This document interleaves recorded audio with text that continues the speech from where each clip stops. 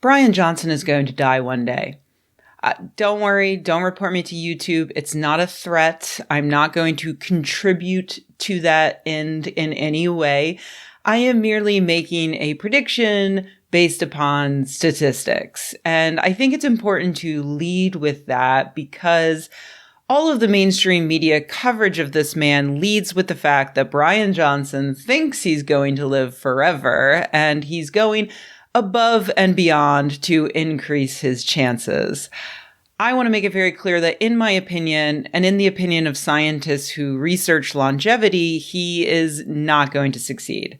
Furthermore, it is my personal opinion that Bryan Johnson is a grifter who, regardless of whether or not he actually believes he's going to live forever, is absolutely trying to make a quick buck off of people who are terrified of the idea of death and who have more money than common sense. Now, this guy pops up in the news every now and again. The most recent example is this Time magazine article by Charlotte Alter, which is admittedly pretty entertaining. It still gives him way more credit than he is due, but I have to admit I did chuckle at lines like, he has the body of an 18-year-old and the face of someone who had spent millions attempting to look like an 18-year-old. Because yeah, if you look at Johnson's wiki photo and compare it to Time's, it's, well, he's made a choice, and I support his ability to decide what to do with his own face, even if that means throwing it away and starting over again from scratch. In the profile, Alter hangs out with Johnson for a few days to observe his routine, which includes eating a calorie-restricted vegan diet,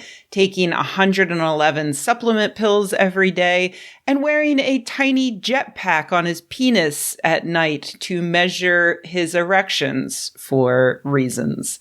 It nearly goes without saying, but I'll say it anyway. There is no real scientific basis for Johnson's lifestyle. It actually may be actively bad for his health, and it sounds absolutely miserable. I particularly liked the detail Alter includes from longevity researchers who met Johnson at a conference.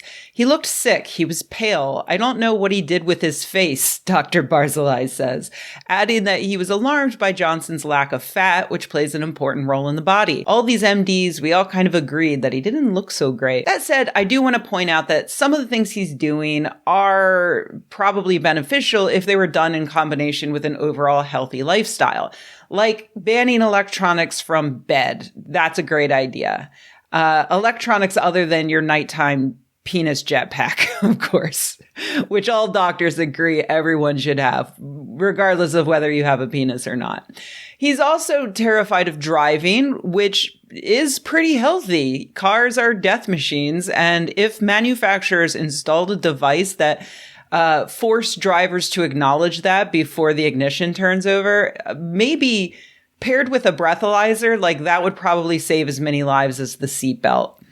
Finally, the calorie restriction. For decades now, that has been one of the most promising avenues of life extension. In short-lived species, drastically reducing calories down to what a rat or mouse needs for basic survival, it reliably extends their lifespans by about 50%. And overall, they're much healthier, which, is because it seems to slow down certain biomarkers of aging. And in recent years, research has shown that these benefits may extend to primates as well. For instance, in this study from 2018, lemurs who ate about 30% less than their friends lived about 50% longer and were healthier overall. However, they did see a reduction in gray matter, but there was no corresponding loss in cognitive or behavioral abilities. So, there might be a downside. But if you're just looking at extending lifespan, yeah, calorie restriction seems to work. Calorie restriction in humans has also shown promise, but we live so long that the researchers who study it are forced to just look at those biomarkers I mentioned, which are a bit controversial. They don't necessarily perfectly correlate to an increased maximum lifespan. So we won't know for sure for another 80 years or so. But those longevity researchers I quoted earlier have a point in that having a little bit of fat on us may help humans survive certain age-related diseases and injuries like falls. And, then there's the issue of needing to pay such close attention to your diet that you're eating the right amount of calories, but not ending up malnourished. And then there's making sure that you're mentally healthy enough that you don't accidentally end up overly obsessed and having an eating disorder. I mean, if it's even possible not to. So yeah, I'm definitely not recommending it, but I do want to acknowledge that yes, calorie restriction does have a basis in science as in terms of living a longer life. I also want to call out another quote from the Time article where Dr. Pinchas Cohen, dean of the Leonard Davis School of Gerontology at the University of Southern California, says, "Death is not optional. It's written into our genes." That quote actually sent me on a side quest to see what the current consensus is on that. And it is true. But also, I think it might be a little simplistic and therefore likely to be misunderstood. So I just want to share quickly what I learned.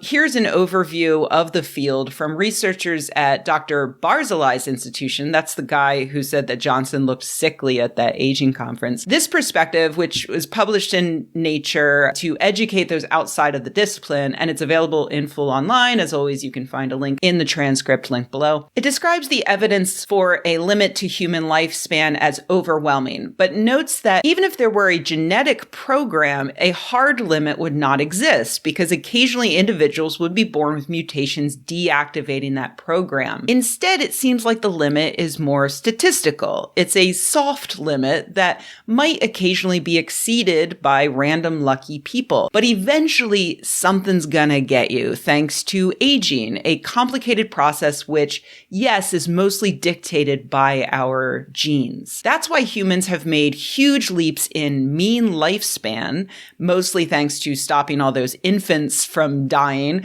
but also due to upgrades in our diets and our sanitation. But in all that time, we've made zero progress on improving maximum lifespan. Our oldest verified human was 122 when she died in 1997. And in the 26 years since then, we haven't even come close to matching that, despite huge improvements in the health of seniors and 500,000 centenarians currently alive in the world today. So mean lifespan, we're doing a great job of improving it. Maximum hasn't budged. For that reason, the people who actually study aging and longevity tend to not really consider it important or even scientifically interesting to try to extend our maximum lifespan, to try to achieve immortality. It's such an improbable goal, and additionally, it would benefit pretty much no one because we still have so many people dying unnecessarily before they even hit the mean lifespan, and so many more people who are living unnecessarily painful and unhealthy lives even when they hit or exceed the mean lifespan. That's why researchers have a term called health span. That's the amount of your life that you live that is healthy. While maximum lifespan is practically immutable, we can, through research and public policy, improve mean lifespan and health span for the majority of humans living today. And so isn't that where we should focus our energy? Bryan Johnson clearly disagrees, and honestly, I think I understand why. First, yes, there's the grift I mentioned earlier. Johnson got his millions of dollars because he founded Braintree, a payment processor that he sold to PayPal in 2013 for $800 million. According to a 2017 article in MIT's Technology Review, he asked hundreds of experts what to do with this windfall, and their advice led him to investing in neurotechnology, creating the company Kernel with $100 million in seed money, which he used to hire Dr. Theodore Berger, professor of biomedical engineering and neuroscience and director of the Center for Neural Engineering at the University of Southern California. Berger developed a memory prosthesis, but then left Kernel just 6 months later because Berger's vision, according to several people, was too complex, too speculative, and too far from becoming a medical reality, while Johnson hoped to see a return on his investment sometime soon. They have a new direction, but we're still talking, says Berger. The basic reason is it was going to take too too long. It's one thing to think about this and quite another to do it. Johnson says he concluded that Berger's work is really interesting, but not an entry point into a commercially viable business. Now that's really weird because I recently heard that capitalists drive scientific progress. I guess that's another story. Anyway, digital brains weren't profitable enough, so Johnson has now pivoted to this new company that he calls Blueprint, which offers to build your autonomous self with an algorithm that takes better care of me than I can myself. The starter kit is coming soon, but in the meanwhile, you can buy 1.5 liters of olive oil for $75. It's sourced from both hemispheres to ensure freshness and abundant polyphenols, which studies show can potentially safeguard against various cancers, cardiovascular diseases, diabetes, and neurodegenerative conditions by reducing oxidized LDL. Oh, also it's peppery and smooth. Just as a heads up, though, Costco has olive oil with the same number of polyphenols for $18.99. So, and that's 2 liters. It's actually more.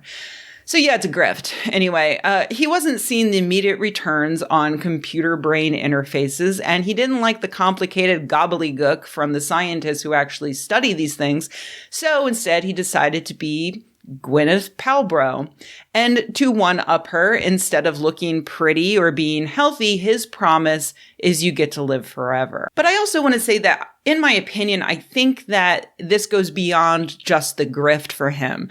Both of his recent companies are focused in some way on avoiding death. You know, Kernel was about maybe transferring our consciousness to the cloud. Blueprint is about the physical body living forever. One expert quoted in the Time article says, if you want immortality, you should go to a church. And I think that that is spot on. Johnson actually grew up as a Mormon and even went on a mission in Ecuador, but he left the church pretty late, when he was in his 30s. And I think that that background has given him what appears to me to be an absolute all-encompassing fear of death. And I get that. I was raised Baptist and I fully believed in it, but I realized I was an atheist when I was 18. And I was absolutely horrified to realize that I was going to cease to exist one day. Horrified. And yeah, people tried to tell me, but you weren't worried about not existing before you were born. And I'm like, wow, now I am. Thanks for giving me something new to freak out about. But also that already happened. This is going to happen. It's not the same. And I'm glad that some people are able to transition from assuming that they had a forever life, that they would go on into eternity with their loved ones forever.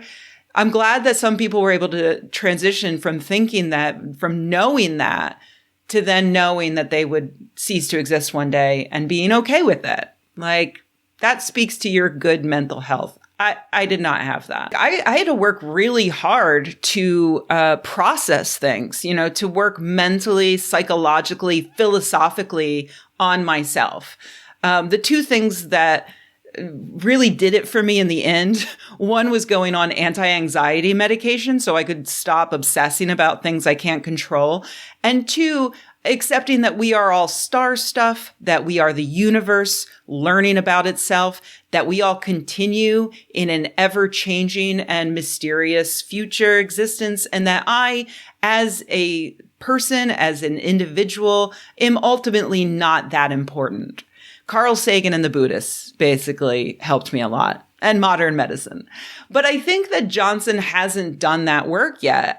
Like a lot of multimillionaires and billionaires, he is stuck on this egocentric desire to extend his own life as long as possible, even at the expense of making other people's lives better. And that's unhealthy for humanity, just as much as it's unhealthy for Johnson himself. I guess what I'm saying is that some men would rather wear a bedtime jetpack on their penis than go to therapy.